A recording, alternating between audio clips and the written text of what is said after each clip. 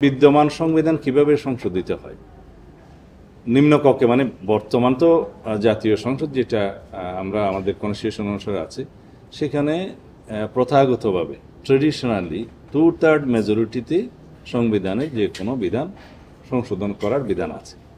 এখানে একটা বিধান আছে যে আর্টিকেল 142 অনুসারে সংবিধান কিভাবে সংশোধিত হবে সেটা ওখানে বলা আছে। তার মধ্যে বলা আছে যে সংবিধানের প্রস্তাবনা আর্টিকেল 8, 48, 56 এবং 142 ইটসেলফ এখানে যদি কোনো সংশোধনী আসে পরিবর্তন আসে সেটা পাশ হওয়ার পরেও রাষ্ট্রপতির সিগনেচারের আগে সেটা গণভোটে দিতে হবে।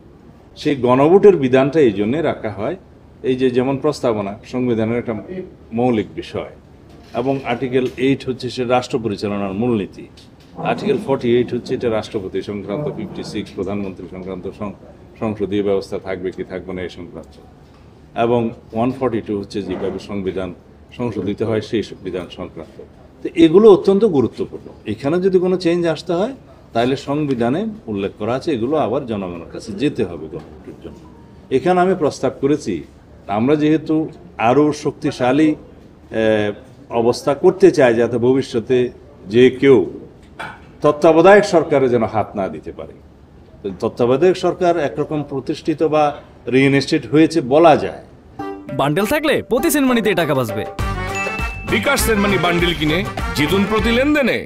যেহেতু হাইকোর্টের ভার্ডিক্টের মধ্য দিয়ে আর্টিকেল 58 ক এবং ক 2 পরিচ্ছেদ নামে আপনারা যেটা জানেন তত্ত্বাবধায়ক সরকার গঠন প্রণালী এবং পাওয়ার ফাংশন যেখানে আছে এটা আবার রিইনস্টেট হয়েছে, তবে সেটা আরও আপিল হবে। এবং যেহেতু 13 অ্যামেন্ডমেন্ট চ্যালেঞ্জ হয়েছিল, জাস্টিস খায়রুল হক সাহেব এটাকে অ্যাবলিশ করে দিয়েছিল, সেটা আবার এখন রিভিউতে আছে।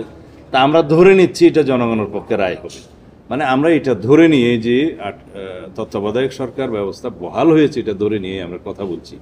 এবং এমনও হতে পারে, আমি একটু অ্যাডভান্স এটা বলে দিই, এমনও হতে পারে যদি জুডিশিয়ারিতে আমাদের পক্ষে জনগণের পক্ষে রায় না আসে যেটা রিভিউতে আছে, তারপরও পার্লামেন্টের কিন্তু ক্ষমতা আছে পুনরায় এটা প্রবর্তন করা, কারণ লেজিসলেশনের ক্ষমতা লেজিসলেচারের। তো আমি যে কোনো অবস্থায় যেহেতু সারা জাতি তত্ত্বাবধায়ক সরকার প্রতিষ্ঠার জন্যই সংগ্রাম করেছে, তা আমরা ধরে নিলাম তত্ত্বাবধায়ক সরকার ব্যবস্থা পুনঃপ্রতিষ্ঠিত হবে। তো সুতরাং এই তত্ত্বাবধায়ক সরকার ব্যবস্থায়ও যদি কোনো পরিবর্তন কোনো সময় কেউ আনতে চায় সেটাও গণভোটের মধ্যে অন্তর্ভুক্ত করা হয় যেন সেই প্রস্তাব করেছিলাম সেটা অ্যাকসেপ্টেড হয়েছে।